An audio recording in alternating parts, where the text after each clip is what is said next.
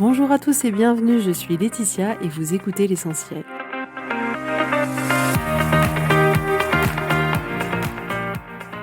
L'essentiel est le podcast de coaching où je partage avec vous les outils et les techniques pour vous permettre d'avancer et d'avoir la vie que vous voulez.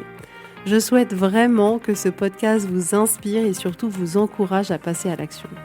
Vous pourrez retrouver toutes les notes de l'épisode sur www.laetitiamonaca.com. Pour ne rien louper, abonnez-vous au podcast sur la plateforme d'écoute que vous utilisez pour être tenu informé des nouveaux épisodes. Et pour finir, si vous avez aimé ce podcast ou tout simplement que vous pensez qu'il peut aider d'autres personnes, parlez-en autour de vous, ce serait super chouette.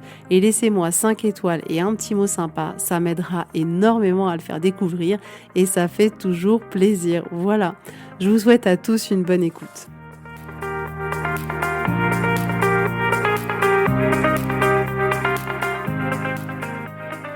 Hello tout le monde, j'espère que vous allez bien. J'étais en train d'écouter This Girl is on Fire et ça m'a mis en feu, ça m'a mis en joie. Je suis trop contente de vous retrouver aujourd'hui, mais tellement contente après un mois d'absence. Alors je dis ça et ce matin j'étais là, oh mince, qu'est-ce que je vais enregistrer, qu'est-ce que je vais dire, ça fait déjà un mois, je sais plus si je sais faire un podcast. Et j'aime que ces épisodes soient vraiment spontanés en fait. Je pense que voilà, il y a quelque chose qui m'arrive à un moment donné que j'ai envie de partager. Et j'ai certainement pas envie que ce soit calculé. Donc je me suis dit, je vais voir. Et je me suis assise à mon bureau et il y a des choses qui me sont venues, des informations qui me sont venues. Et je me suis dit, ok, on parlera de ce sujet-là.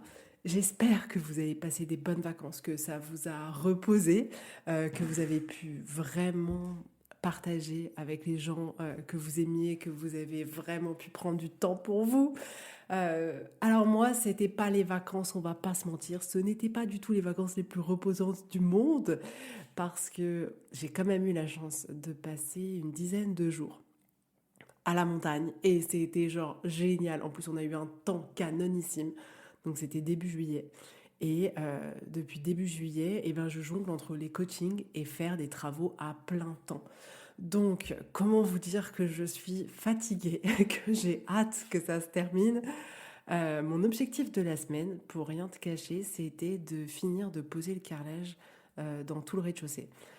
Donc on avait déjà fait la chambre et mon bureau, mon nouveau bureau qui n'est pas encore décoré, mais mon nouveau bureau. Et donc aujourd'hui, il me restait, cette semaine, je dois à peu près poser, je sais plus, 70 mètres carrés de carrelage. Donc j'en vois le bout. J'espère que j'aurai fini d'ici la fin de la semaine. On verra, c'est la surprise. Mais c'est prenant, on va pas se mentir. Et le sujet dont on va parler aujourd'hui, c'est la souffrance qui m'est venue. Alors ça paraît pas sexy, mais voilà. Alors c'est étonnant parce qu'en fait, ça m'est venu comme ça vraiment ce matin. Je me suis assise à mon bureau, j'ai fermé les yeux et je me suis dit ok, de quoi je vais parler, et j'ai laissé les informations venir. Et c'est ça qui est venu, et d'autres choses.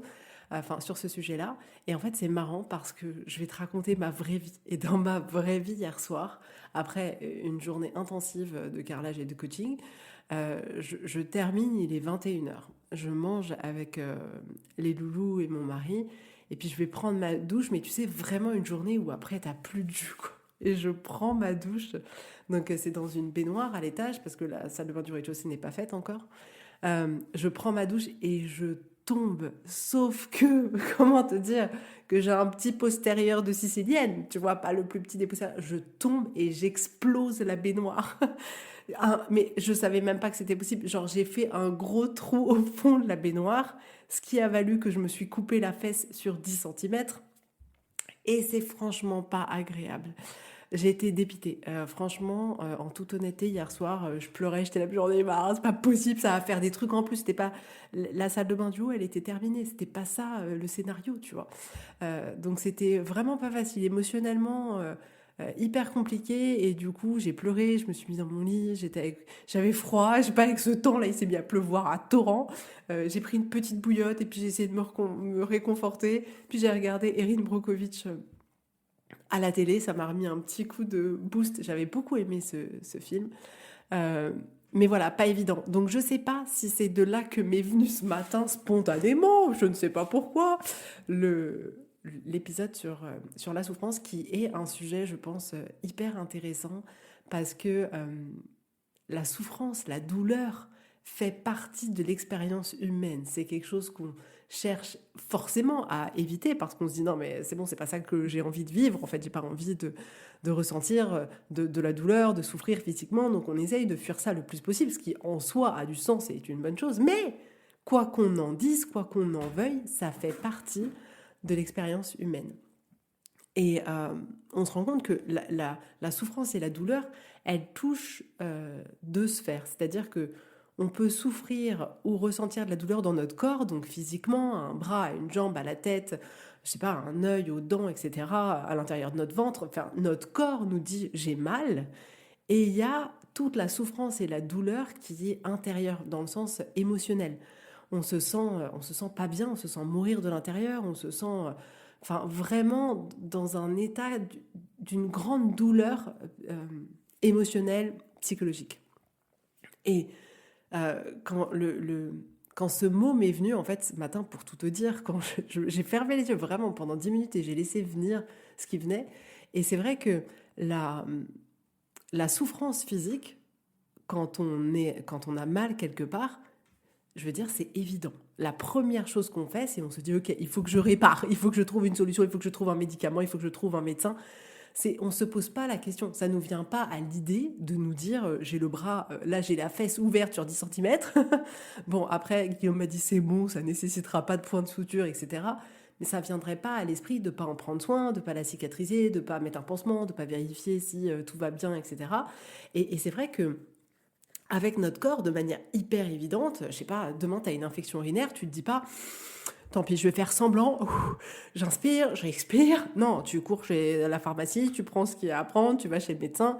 C'est pareil, si demain, je sais pas, tu tombes au ski et tu te fais une fracture ouverte de la jambe, tu te dis pas, ok, je ne fais rien.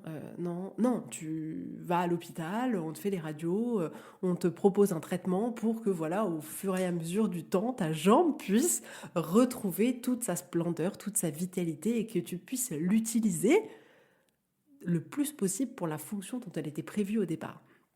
Donc ça, c'est valable pour tout. Tu te fais une entorse, pareil, t'arrêtes de courir, tu marches avec des béquilles, tu te mets un bandage autour de la jambe, peut-être que tu as besoin de prendre des antidouleurs ou autre, mais tu fais en sorte que la souffrance, elle soit moins douloureuse pour toi physiquement et tu mets en place toutes les démarches, toutes les actions pour que cette souffrance dure le moins longtemps possible et qu'on puisse réparer ce qui, d'une certaine manière, est l'origine de la souffrance qui a été cassée. Et ce qui est aussi intéressant de voir, c'est que quand tu as une douleur physique comme ça, on a en général relativement beaucoup de compassion. C'est pas toujours vrai, mais relativement, on a beaucoup de compassion pour nous. On est là, oh mince, enfin, c'est pas de chance, je vais en prendre soin. On est dans cet état d'esprit-là. Et quand j'y pensais ce matin et que je pensais à la douleur et à la souffrance intérieure qu'on peut ressentir, la souffrance psychologique, je me suis rendu compte que quand on ressentait ça, notre premier réflexe, c'était de la cacher. Notre premier réflexe, c'était de la fuir. C'était genre, non, mais je veux pas voir ça. On veut pas même aller voir, en fait, ce qui se passe. On essaye de la cacher, on essaye de l'étouffer, en fait, de dire, non, non, non, c'est bon, j'ai pas envie de me sentir comme ça. Vas-y, la vie est belle, tout est beau. Et on est vraiment dans une posture de fuite, dans une posture pas du tout compassionnelle. C'est-à-dire qu'on n'a pas du tout de compassion pour nous. C'est genre, non, mais ça fait chier. Pourquoi moi, je vis ça intérieurement, alors que pour tout le monde, tout va bien. On n'est pas du tout dans la compassion. Au contraire, on est dans le rejet, on est dans le jugement. Et c'est vraiment, je trouvais tellement intéressant. C'est-à-dire qu'on a des comportements opposés. D'un côté, on est là avec toute notre attention, on demande de l'aide aux autres, on fait en sorte de réparer ce qui a besoin d'être réparé, on prend le temps dont on a besoin pour pouvoir réparer. Et de l'autre côté, on est dans le rejet, on demande d'aide à personne, on se tait, on garde tout à l'intérieur de nous, on ne veut pas déranger. C'est deux postures qui sont littéralement opposées, alors qu'à l'origine de ça, c'est de la souffrance humaine ou de la douleur humaine, peu importe. Donc, ça m'a frappé en fait. Ça m'a frappé de me dire, tiens, c'est fou ça. Pourquoi, quand c'est quelque chose de physique, on a beaucoup moins de mal à prendre soin de nous. Et quand c'est une souffrance plus émotionnelle ou psychologique, alors là, c'est no way, je fuis, je fuis, je fuis, je fuis. Et quelle honte, quoi. C'est ça qui est fou, c'est que on peut presque ressentir de la honte. Ça ne nous viendrait pas à l'esprit de nous dire, je me suis cassé la jambe, mais j'ai honte. Bon, là, j'ai la fesse ouverte. Écoutez, j'ai pas honte, quoi. Ça me fait de la peine pour moi. Mon petit fessier, ça se trouve, je vais avoir une cicatrice de 10 centimètres. Mais c'est pas. J'ai pas de honte par rapport à ça. En fait, hier, j'étais déçue, j'étais contrariée. Je m'en voulais d'être tombée, d'avoir cassé la baignoire, quoi. C'était hallucinant. Mais bon, bref. Mais après, j'avais tellement de compassion pour moi. Alors que de l'autre côté, on est d'une dureté qui est juste folle. Et pourquoi je te fais cet épisode aujourd'hui? Parce que cette souffrance émotionnelle qu'on peut ressentir et qu'on a tendance à cacher, on pense qu'en la cachant, avec le temps, les choses, elles vont s'améliorer. Mais écoute, moi, j'ai expérimenté ça pendant beaucoup de temps dans ma vie et beaucoup de fois, et ça ne s'éteint jamais. Il n'y a pas un moment donné où tu te réveilles le matin et tu te dis, ah, en fait, je suis libérée maintenant. Mais pas du tout, pas du tout. En fait, tant que tu vas pas faire face à, à cette chose qui te fait souffrir, à l'origine de ce qui te fait souffrir, ça ne passe pas. Ça ne passe pas, ça fait au contraire que se répéter dans ta vie, ça ne fait que aller prendre forme dans différents aspects de ta vie, mais ça ne part pas. C'est une illusion de croire que avec le temps, tout va se changer, s'améliorer, etc. Donc, on a besoin en fait d'avoir cette conscience en fait de mettre de la lumière là-dessus pour pas se tromper, pour pas être dans une forme d'illusion. Et finalement, peu importe quelle est l'origine de la souffrance, peu importe si c'est il y a beaucoup de choses qui remontent malgré tout. On aura beau dire ce qu'on veut, il y a beaucoup de choses qui reviennent à quand on était enfant, à la relation avec nos parents, beaucoup de choses, même s'ils ont fait ce qu'ils avaient pu, qu'on le conscientise ou pas, il y a beaucoup de choses qui sont liées à ça. Peu importe si c'est lié à ta vie actuelle, à un échec, à une déception sentimentale, à un cataclysme dans ta vie, parce qu'en réalité, la vie, elle est faite aussi de ça, elle est faite d'épreuves. Et moi, j'adore accompagner de là-dessus parce que tu peux mettre tellement de lumière, tu peux tellement, je veux dire, toutes ces épreuves de souffrance qu'on vit, c'est des épreuves qui sont là pour aller nous faire regarder ce qu'on n'a pas envie de regarder. Et une fois qu'on a regardé ce qu'on n'avait pas envie de regarder, on a un potentiel d'épanouissement derrière, de guérison derrière qui est juste mais hallucinant. Donc c'est vrai que c'est tellement contre-intuitif pour nous, êtres humains, que de se dire que derrière la souffrance, il y a quelque chose de beau, qu'il faut aller au cœur de la souffrance pour aller après chercher quelque chose de beau. Mais en vrai, c'est vraiment ça, tu sais, c'est comme quand on va te dire ton rêve, il est derrière ta peur, quoi. En fait, une fois que tu passes ta peur, c'est là qu'il y a tout ce que tu as envie. En fait, si tu t'arrêtes à la peur, bah, tu fais pas ce que tu as envie dans la vie. Là, c'est un peu pareil. Et ce qui est intéressant de voir, c'est que même si on essaye de cacher toute cette souffrance, on a notre beau sourire, tu sais, on est pimpé, on a notre beau sourire, non, tout va bien, la famille ça va, le couple ça va, les maris ça va, tout. En fait, ça va pas du tout. Tu vois, on est là, non, mais c'est chaud au bout de ma vie, mais c'est pas du tout la vie que je voulais, qu'est-ce qui se passe et tout. Mais je me souviens tellement m'être dit ça, en fait, euh, de regarder ma vie et de me dire non, mais non, en fait, mais non, et de souffrir intérieurement, et que tout le monde te regarde et te dit waouh, t'as la vie parfaite, mais non, mais pas du tout, vous savez pas. Et on garde ça intérieurement jusqu'au moment où on ose aller regarder. Et ce qui est fou, c'est qu'on essaye de le cacher, et en réalité, je vais te dire un truc, ça ne se cache pas. Quoi qu'on ait l'impression de faire et quoi qu'on en pense, en tout cas moi, je partage la pensée de me dire que ça ne se cache pas. C'est-à-dire que à partir du moment où tu souffres intérieurement, que tu t'en rendes compte ou pas, ça change littéralement toute ta vie. C'est-à-dire que quand tu es dans une profonde souffrance, t'es là mais t'es pas là. Tu profites de tes enfants mais t'en profites pas. Tu profites de ton mari mais en fait t'en profites pas. Tu vois ce que je veux dire? C'est-à-dire que t'es là et tu te dis non mais c'est bon, j'ai fait le job, j'ai passé du temps, mais t'es tellement dans ta tête, t'es tellement dans ta souffrance actuelle que tu ne savoures pas la vie. Tu savoures pas chaque instant qu'une balade peut ne rien t'apporter du tout parce que la souffrance, elle est tellement importante que ton cerveau, il n'arrive pas à déconnecter. Donc même si tu penses le cacher, tu ne le caches pas. Les gens le voient dans ton interaction avec eux, dans le sourire que tu affiches, dans l'énergie que tu dégages, dans les actions que tu entreprends, dans les projets que tu entreprends ou pas dans ta vie. Ça se voit. Et c'est pour ça qu'en fait, je veux mettre la lumière dessus aujourd'hui. C'est pas genre, oh mon Dieu, la souffrance. Au contraire, c'est genre, non mais genre, réveillons-nous quoi. quand on souffre, on a besoin d'aller au cœur de cette souffrance pour aller la dépasser parce que sinon, ça nous fait croire qu'on est en train d'essayer de construire la vie qu'on a envie de vivre, mais c'est pas possible en fait, c'est pas possible. C'est-à-dire que tant qu'on essaye de cacher et de pas se dire la vérité à soi-même, et ça veut pas dire qu'il faut attendre d'être guéri pour pouvoir avancer, mais il faut être dans ce processus-là, il faut comment dire, changer au quotidien des choses, en fait, se mettre dans l'action pour pouvoir en fait aller dépasser tout ça. Parce que c'est comme si tu disais, ok, j'ai la jambe cassée et en fait mon objectif c'est de courir un marathon. C'est pas possible. Il va falloir que tu te remettes sur pied pour pouvoir avoir l'énergie pour pouvoir le faire. Et bah dans nos vies c'est pareil. Donc ce qu'on pense cacher, on le cache pas et on pense en le cachant aussi de se dire c'est pas grave, j'essaye quand même de construire la vie que j'ai envie d'avoir, mais en réalité on est sur une autoroute parallèle. On ne pourra jamais construire la même vie si on est dans un état vraiment de souffrance intérieure ou si on est justement dans un état où, oh, ok, la vie elle est belle, on y va, on a de l'enthousiasme, si on n'est pas en mode survie. En mode survie, on ne pourra jamais créer la même chose que quand on n'est pas en mode survie. Et je pense que c'est hyper important aussi que on se rende compte que ce, on n'a pas à avoir honte de ce qui se passe à l'intérieur de nous. Ça nous arrive à tous de rencontrer des périodes de souffrance plus ou moins longues. Et si toi, tu es dans la souffrance depuis des années, c'est pas grave. Je t'assure que tu n'es pas la seule. Je t'assure que tu n'es pas la seule.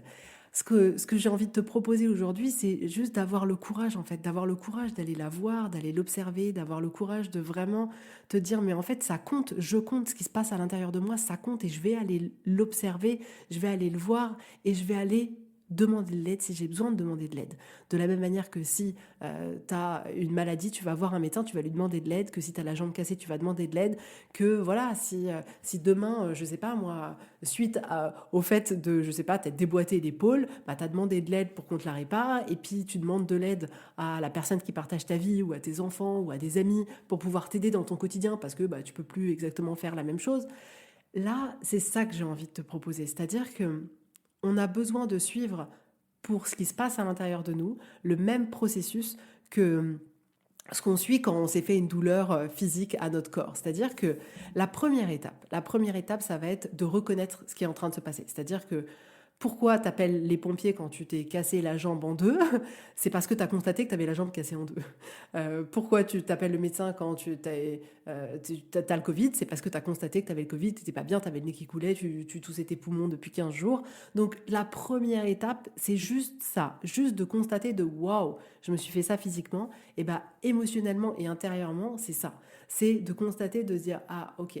Je constate que je ressens beaucoup de peine, que je ressens beaucoup de tristesse, de constater que bah oui, toute la journée, je suis un peu dans cet état-là, ou que ça m'arrive tous les soirs, vraiment, je suis pas bien, ou ça fait 15 jours, ou ça fait un mois, juste d'aller reconnaître depuis combien de temps et qu'est-ce qui se passe intérieurement, quelle émotion tu ressens. Finalement, tu vois, quand tu vas chez le médecin et que tu t'es fait mal à l'intérieur de ton corps, c'est les questions qu'on va te poser. C'était quand? Depuis quand? Depuis quand tu as mal quand tu vas aux toilettes? Depuis quand, enfin, tu t'es cassé la jambe? À quelle heure? Dans quelles circonstances? Euh, Là, c'est exactement la même chose. Cette première étape, c'est la même. Enfin, en vrai, toutes les étapes, c'est les mêmes, hein. Bref. Donc, la première étape, c'est ça. La deuxième étape, c'est de te demander si tu as besoin d'aide ou pas. C'est-à-dire que quand tu ressens une douleur, je sais pas, par exemple, moi, ça peut m'arriver, je suis pas très sujette à ça, mais ça peut m'arriver. Ça peut m'arriver un jour de me lever et de me dire, tiens, j'ai un peu mal à la tête. Et je vais pas estimer que j'ai besoin d'aide. Je vais pas estimer que j'ai besoin de prendre un médicament. Et je vais pas estimer que j'ai besoin d'aller chez le médecin ou autre. Je vais juste me dire, ok, je constate que j'ai mal à la tête. Mais tu vois, il y a une sorte de jauge à l'intérieur de moi qui me dit, ça va aller. Tu vois, c'est pas grave. Là, c'est pareil, en fait. Tu as besoin aussi de te demander, waouh, est-ce que toute seule, je peux me sortir de là? C'est un peu ce qui s'est passé quand, tu vois, j'ai un peu mal à la tête ou autre, tu vois. Euh, Est-ce que toute seule, je peux me sortir de ça? Ou est-ce que j'ai besoin d'aide? Tu pourrais, par exemple, tu vois, comme moi, hier soir, je tombe dans ma baignoire, je m'éclate mon fessier en éclatant la baignoire. Et, euh, et tu vois, à ce moment-là, j'ai eu de la peine, j'en avais marre, vraiment, c'était genre, tu sais, genre tout le relâchement de la journée et tout.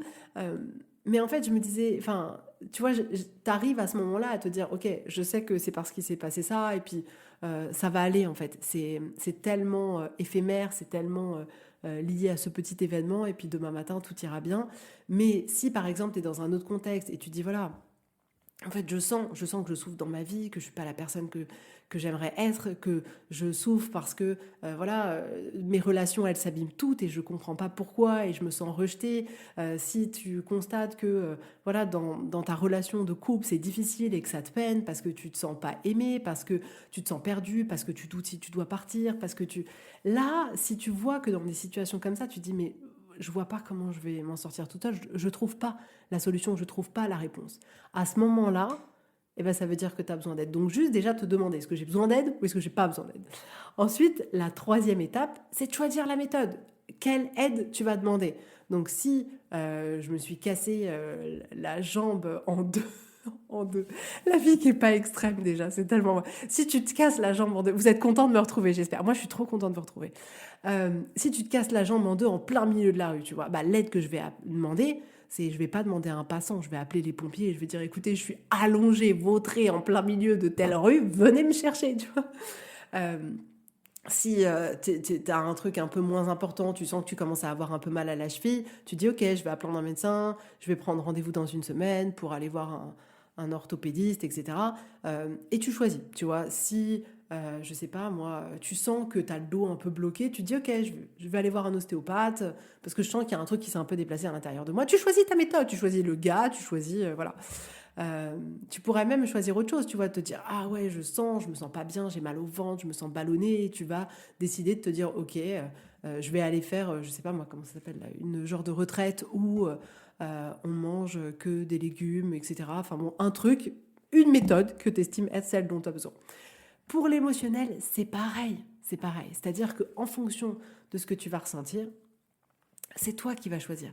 C'est toi qui vas choisir, ok, est-ce que je vais voir un psychiatre parce que vraiment je sens que j'ai des idées suicidaires, que voilà, il faut vraiment me prendre en charge de manière médicale. Est-ce que j'ai juste envie d'avancer vraiment dans ma vie et de changer des schémas, des comportements, de comprendre ce qui s'est passé et de dire, ok, bah si c'est juste comprendre, je vais aller voir un psy peut-être. Si j'ai vraiment envie d'avancer, bah, je vais aller voir un coach, quelqu'un qui va justement me permettre d'aller voir les étapes d'après, d'aller creuser, d'aller tester. Euh, c'est toi qui vois en réalité ce dont tu as besoin pour pouvoir t'aider sur cette douleur, sur cette souffrance que tu ressens. Ça, c'est la troisième étape. La quatrième étape, c'est de constater l'avancement. C'est-à-dire que tu testes ta méthode euh, et tu te dis, ok, bon bah voilà, tu vois, genre, on t'a plâtré la jambe parce que tu t'étais cassé ta jambe en deux.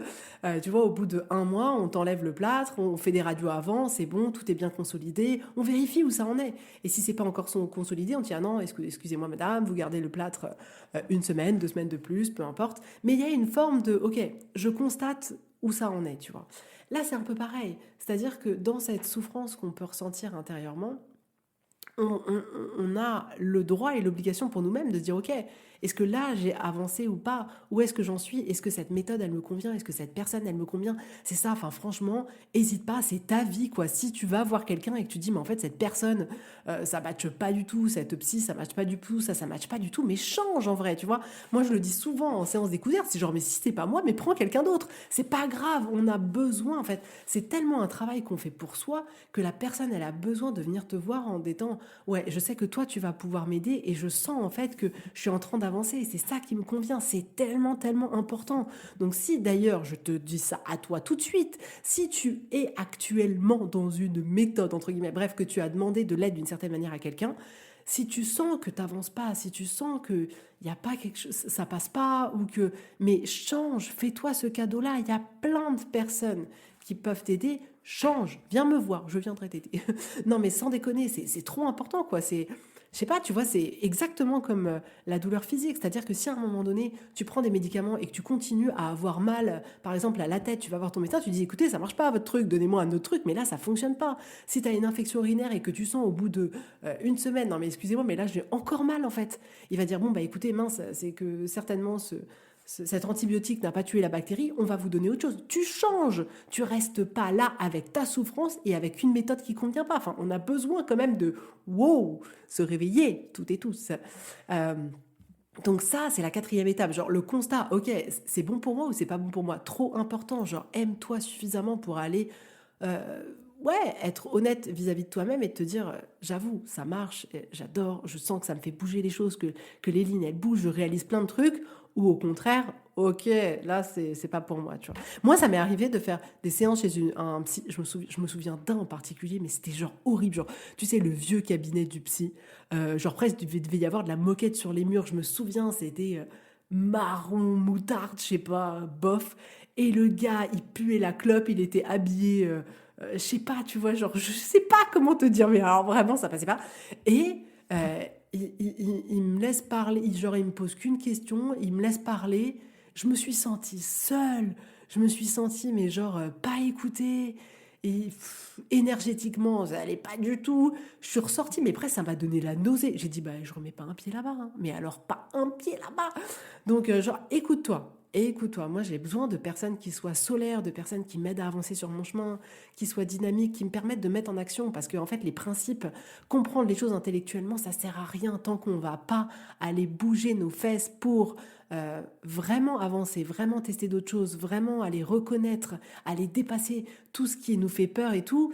Il n'y a rien qui va se passer. Donc, moi, je choisis des personnes qui ont une énergie qui me ressemble un peu. Parfois aussi des personnes toutes douces, j'aime bien aussi. J'ai eu certaines coachs hyper douces, j'ai adoré, adoré. Ça a apporté mon opposé, quoi. Bref, la quatrième étape, pardon, constater l'avancement. La cinquième étape, du coup, c'est prolonger le traitement. Ok, ça marche, on continue, c'est bien madame, on voit que le traitement qu'on vous a donné, il est en train de réparer, entre guillemets, votre asthme, on continue le traitement, etc. De l'autre côté, c'est pareil, si tu vois que ça, ça fonctionne, vas-y, continue, continue, continue, fais-toi ce cadeau de vivre une vie où intérieurement, ça va, en fait, ça va. Et que oui, il y aura des tempêtes, tu vas les traverser, mais que tu as cette forme de sécurité à l'intérieur de toi, cette forme de joie, de rayonnance. En fait, je veux que tu rayonnes. Tu comprends ça? Je veux que tu rayonnes, je veux que tu sois belle de l'intérieur, de l'extérieur, de tout. Je veux que tu puisses vraiment vivre la vie la plus belle qui t'est destinée. Je suis convaincue que tu es venue ici pour vivre une belle vie, pas pour vivre une vie de merde, quoi. Excuse-moi l'expression, quoi. Bref, la cinquième étape, c'est tu prolonges le traitement jusqu'à la sixième étape, qui est la fin du traitement. Tu dis, OK, là, j'ai eu ce que j'avais. Ma jambe est réparée, je ressens plus rien quand je vais aux toilettes, mon épaule est bien remise, je sens que j'ai plus le Covid, que j'ai récupéré toute ma forme. C'est la fin du traitement. Tout est OK, tout est bon, madame, c'est fini. De l'autre côté, c'est pareil en fait. Tu vas dire, OK, je sens que j'ai passé une étape, que là, j'ai suffisamment d'outils, je sens que j'ai mis plein de choses en place, qu'il y a plein de choses qui changent et je me sens prête, tu vois, genre comme je viens d'avoir mon permis, je me sens prête à conduire ma voiture. Là, c'est pareil, je me sens prête à conduire ma voiture. Et là, c'est la fin du traitement. Et la fin de ce traitement-là, ce qu'il faut que tu te rendes compte, c'est que ça mène à la sixième étape, qui est la reprise de ta vie normale. Je m'explique. Quand justement tu as pris le temps de réparer ta jambe, et ben maintenant tu peux courir, tu peux aller courir un marathon, tu peux marcher, tu peux monter les escaliers, tu peux faire absolument tout ce que tu as envie, une randonnée, tout. Tu peux aller retourner faire du vélo, tout. Tu as récupéré la mobilité de ta jambe, tu peux tout faire.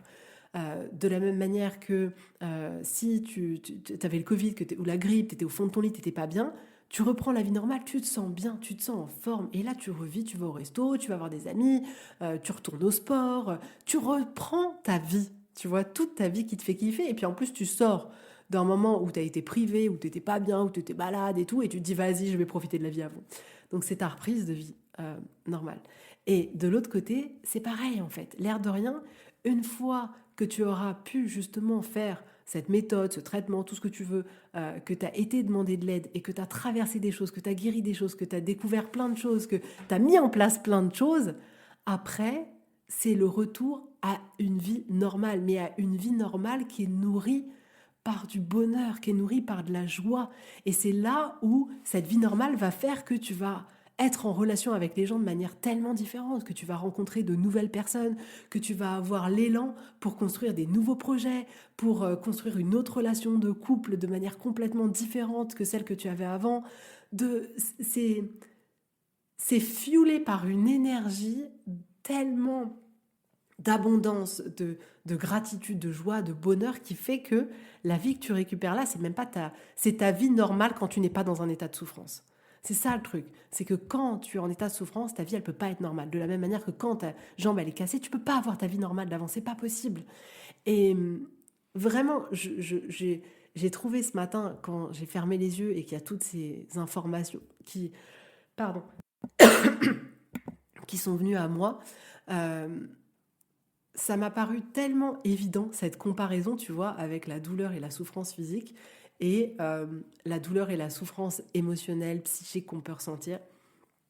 Et je trouve que en le voyant comme ça devient encore plus aberrant de se laisser de côté quand on se sent pas bien. Tu vois, genre, enfin, je sais pas, tu vois, c'est ça que j'ai envie de te proposer aujourd'hui, tu vois, c'est de te dire, mais à chaque fois, si là, tu t'es dans une période de très extrêmement difficile pour toi, de te dire, mais putain, si j'avais la jambe pétée en deux, je ferais quoi? J'attendrais dans mon salon que ça se répare tout seul. C'est ça, ce serait évident, on se dirait, mais non, c'est sûr que non, tu vois. Et j'aimerais tellement que ce soit évident pour nous, si ça va pas, qu'on se dise, mais waouh, je vais aller chercher de l'aide. Je vais aller chercher de l'aide. C'est fou, en fait, de se dire à quel point parfois on est prêt à investir pour les autres, pour notre maison, pour tout un tas de trucs, pour se dire, ok, et pas pour nous. Et pas pour nous. C'est genre, non, mais nous, on mérite pas ça, on peut pas. Mais non, mais purée, tu mérites. Tu mérites, si tu es dans une période de ta vie où c'est extrêmement difficile, tu mérites d'être soutenu. Et moi, c'est vraiment devenu... je me rends compte que dans plein d'accompagnements que j'ai, c'est, c'est une direction qui est souvent prise en fait. Que les gens, ils arrivent à moi à un moment de leur vie où c'est ça, où c'est genre le grand bouleversement euh, vraiment cataclysmique. Et là, tu vois, j'adore. En ce moment, maintenant, là, j'ai plus qu'un seul homme que j'accompagne. Et il est dans une procédure, enfin, il est séparé de sa compagne. Ils ont eu un enfant ensemble et ils sont séparés depuis le début où sa petite fille est née. Et c'est extrêmement difficile parce que la maman veut lui retirer la garde. Et c'est une période tellement douloureuse et je suis tellement heureuse de pouvoir être là pour lui dans cette période de vie.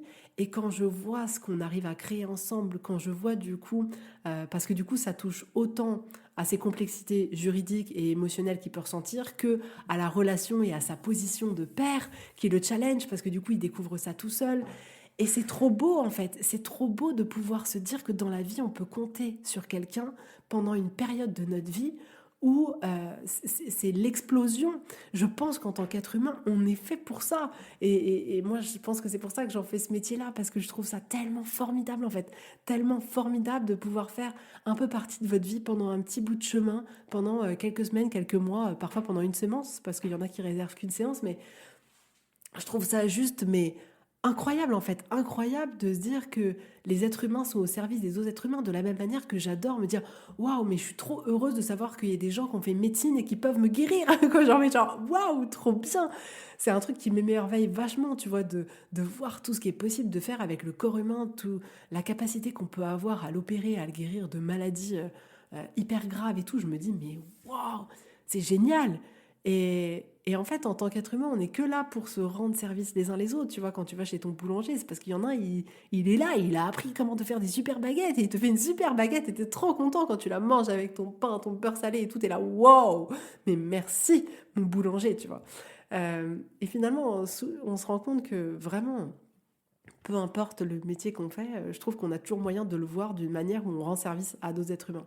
Mais tout ça pour dire que c'est trop beau, en fait, c'est trop beau pour moi de pouvoir vous accompagner dans des périodes comme ça.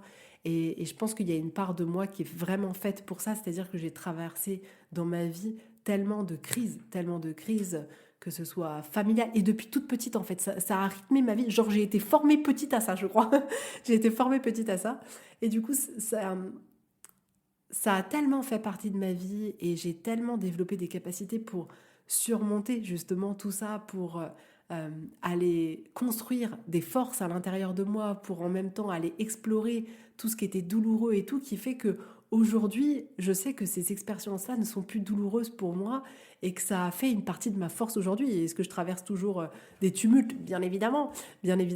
Mais je sais que j'ai cette capacité vraiment à pouvoir vous accompagner, à pouvoir t'accompagner dans des périodes de vie difficiles. Et, et en fait, mon message là aujourd'hui, c'est juste, si la vie, elle est dure pour toi, si c'est douloureux pour toi, mais je te jure, choisis quelqu'un pour t'aider. Peu importe la personne, choisis quelqu'un pour t'aider. Tu ne pourras pas guérir d'une fracture ouverte. Et ben intérieurement, si c'est une fracture ouverte que tu ressens et pas juste un petit bobo de Laetitia, tu t'es éclaté les fesses dans ta baignoire, si c'est une profonde fracture ouverte que tu ressens, mais je te jure, choisis-toi. C'est un investissement que tu regretteras jamais, jamais, jamais en fait, parce que il y a rien de plus précieux que sa paix intérieure, que le fait de se sentir heureux, de se sentir vivant, de se sentir soutenu. C'est mais d'une préciosité. On soupçonne en fait aucun abonnement Netflix, aucun boîte de gâteaux, de tout buffer qu'on peut avoir, aucun truc ne te permettra de soulager ça. Rien du tout, rien du tout. Donc voilà mon message pour toi aujourd'hui, c'est prends soin de toi, euh, prends en compte ce qui se passe à l'intérieur de toi et le courage d'aller voir et d'observer. Et, et je t'assure que de tout ce qu'il y a de plus sombre, de tous les ténèbres, entre guillemets, je t'assure qu'on peut faire naître la lumière. Et moi, c'est ça que j'aime faire. Si tu as envie, en tout cas, d'être accompagné sur un chemin comme celui-là, si ça parle à l'intérieur de toi, tu vois, si tu sens quelque chose qui vibre à l'intérieur de ton corps, réserve ta séance découverte. Je me ferai un plaisir immense de t'accompagner avec le sourire et avec toute mon énergie que tu me connais et tout mon grain de folie. Mais sérieusement, choisis-toi, choisis-toi, choisis-toi, choisis-toi. Euh, et après, j'arrête, hein, parce que purée, ça fait quand même bientôt 36 minutes. Mais choisis-toi. Et juste pour rajouter, on est là début septembre. Et parfois, je trouve qu'en début septembre, on attend un peu genre Noël. Et c'est un peu comme si ces mois, ils étaient gâchés, quoi. Genre, voilà. Et j'ai envie que cette rentrée, ce soit une rentrée pour toi aussi. Et ça peut être une rentrée justement sur le sujet dont on vient de parler aujourd'hui. Et genre, si tu commences un truc aujourd'hui, purée, à Noël, tu seras une femme différente. Non mais tu percutes ou pas? À Noël, tu seras une femme différente, ta vie, elle sera différente. Tu seras un homme différent si t'es un homme et que tu écoutes ça. Mais vraiment, là... Genre, arrêtons de perdre du temps, choisis-toi, c'était mon message. Je suis trop contente de vous avoir retrouvé aujourd'hui. Si vous avez envie de m'envoyer un petit message, de me raconter vos vacances, de me dire... Si vous avez écouté le podcast pendant les vacances, je suis désolée de rien avoir publié, même en rediffusion, je me suis dit, oh non, c'est pas la peine. Dis-moi d'ailleurs si ça t'a manqué, si tu aurais préféré autre chose. Je suis ouverte, peut-être que l'année prochaine je ferai autre chose. Mais en tout cas, ça m'a fait trop plaisir d'être là avec toi aujourd'hui. Je te souhaite une très belle journée, un très beau vendredi. Je publierai, donc là je termine, il est 10h34. Je publierai, je pense, cette vidéo certainement à l'heure du déjeuner. En tout cas, je te fais plein de gros bisous. Pense à toi, prends soin de toi. Je t'aime très fort et je te dis avec grand plaisir à la semaine prochaine. Bisous, bisous, bye bye.